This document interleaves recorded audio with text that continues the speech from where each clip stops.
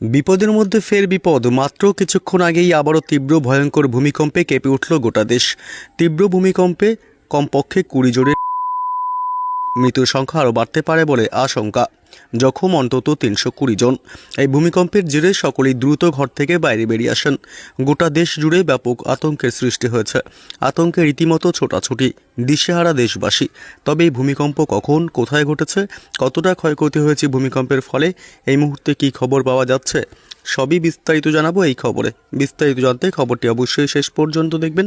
আর সবার আগে সবার প্রথম পরবর্তী লেটেস্ট খবরগুলি দেখতে আমাদের ইউটিউব চ্যানেলটি সাবস্ক্রাইব করে আমাদের সঙ্গে থাকবেন। 2 সপ্তাহ কাটতেই ফের ভূমিকম্প।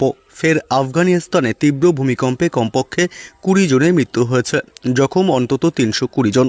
মার্কিন ভূতাত্ত্বিক দফতরের তথ্য অনুযায়ী 6.3 মাত্রার ভূমিকম্পে কেঁপে ওঠে খুলম এলাকার বিস্তীর্ণ অঞ্চল। কেন্দ্রস্থল ছিল খুলম শহর থেকে প্রায় 22 কিলোমিটার পশ্চিম দক্ষিণ পশ্চিমে।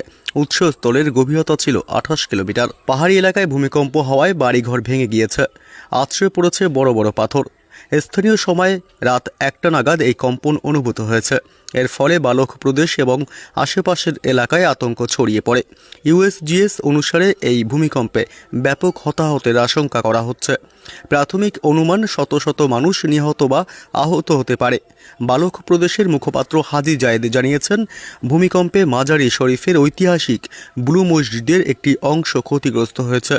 সে দেশের জাতীয় দুর্যোগ ব্যবস্থাপনা সংস্থা জানিয়েছে, হতাহতের পূর্ণাঙ্গ সংখ্যা এবং ক্ষয়ক্ষতির বিস্তারিত তথ্য পরবর্তী সময়ে প্রকাশ করা হবে। এই শক্তিশালী ভূমিকম্পের পরই মার্কিন জিওলজিক্যাল সার্ভের তরফে কমলা সতর্কতা জারি করা হয়েছে। এই সতর্কতা জারির অর্থ জোরালো ভূমিকম্পের প্রভাব ভয়ঙ্কর হতে পারে। স্থানীয় প্রশাসন একটি হেল্পলাইন নাম্বার চালু করেছে।